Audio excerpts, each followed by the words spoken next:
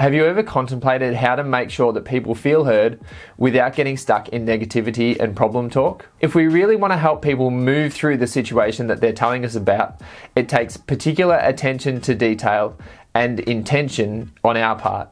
The solution-focused art of normalizing is great because it offers understanding and, well, it normalizes somebody's experience without adding on top of it our interpretation or anything that we think that they should be feeling.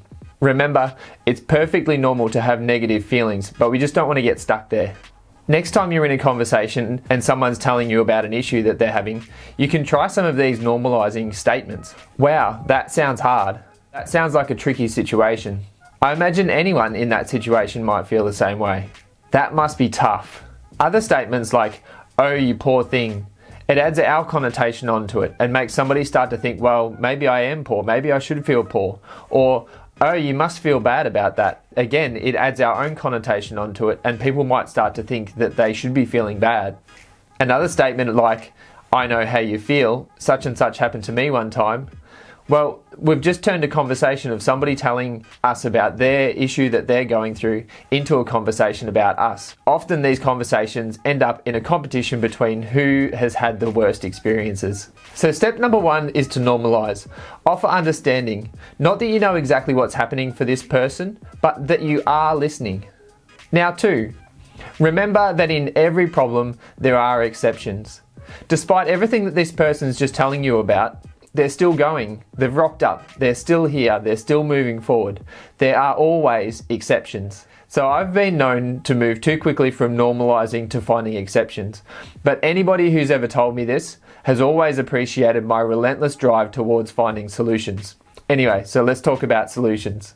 You could use some of these statements to compliment the person as well as direct them towards what is working in their situation.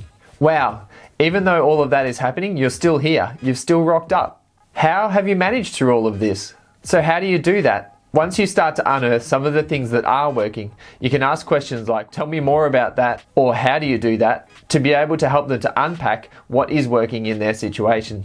Or if you're working with a group, you could ask a question like, what happened that prevented it from getting worse? Or what worked? Again, once you've started to elicit the things that worked, you can ask, what else? How did you do that? How did that happen?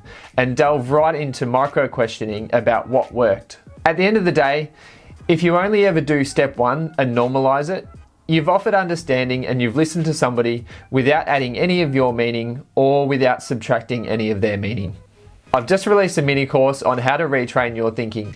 It gives you information that you need to know and actionable steps that you can take to start to retrain your thinking straight away.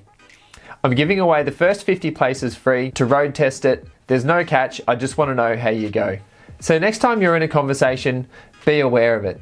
Stop using conversations as a way to fill silences and start using them as a way to change lives. And make sure you check out the link to the mini course below. See you next time.